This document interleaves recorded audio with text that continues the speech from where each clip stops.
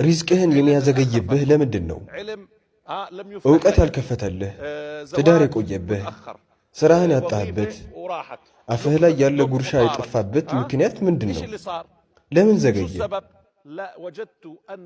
የእነዚህ ነገራቶች የሚታዩም የማይታዩ ምክንያቶች ከነዚህ ከአራት ውጪ እንደማይሆን ተረድቻለሁ። አንደኛ ወንጀል።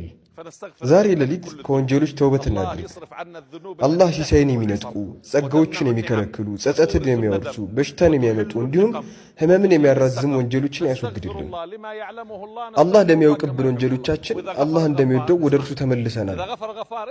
ስማ መሐሪው ጌታ የማረ ጊዜ፣ ስማ መሐሪው ጌታ የማረ ጊዜ የሰማዩን ዝናብ ያንቧቧላችኋል። ምንም ነገር ሲቸግር አስተግፊሩላህ በል። ሲሳዮች በወንጀል ምክንያት ይዘገያሉ። መፍትሄው ደግሞ ኢስቲግፋር ነው። ስለዚህ ሲሳይ ከሚወርድባቸው፣ የአላህ ካዝና ከሚከፈትባቸው እንዲሁም ሲሳይ እንደ የደረጃው ከምናገኝባቸው መንገዶች አንዱ ምንድነው? ኢስቲግፋር።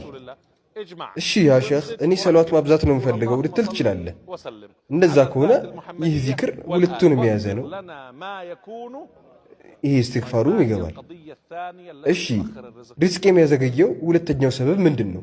የሰው አይን። እኔ ተውበት አድርጌ በጌታዬና በእኔ መካከል ያለን ግንኙነት አስታክዬ የሰው አይን ሲሳይ ሊያዘገይብኝ ይችላል። ረሱል ሰለላሁ ዐለይሂ ወሰለም እንዲህ ይላሉ፣ የሰው አይን ያለ ነገር ነው። በሌላ ሐዲስ የሰው አይን ሰውን ቀብር ውስጥ ግመልን ድስት ውስጥ ይከታል ይሉናል። ቀብር ውስጥ ይከቷል ማለት ምን ማለት ነው?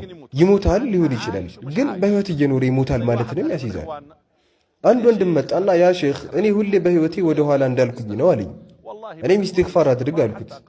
ወላሂ በየቀኑ ኢስቲግፋር ጀምሮ ሚሊዮነር ሊሆን ተቃረበ። እንዲህም አለኝ፣ ያ ሼኽ በህልሜ አሳ ይዤ ተመለከትኩኝ።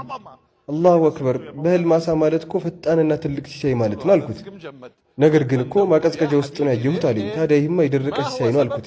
ሲሳይ የደረቀበት ምክንያቱን አጣራ አልኩት። ላኢላሃ ኢላላህ የሰው አይን ነው። እንዴት ልትል ትችላለህ?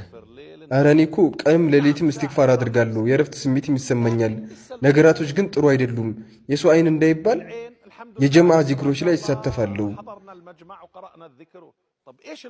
ታዲያ ችግሩ ምንድን ነው?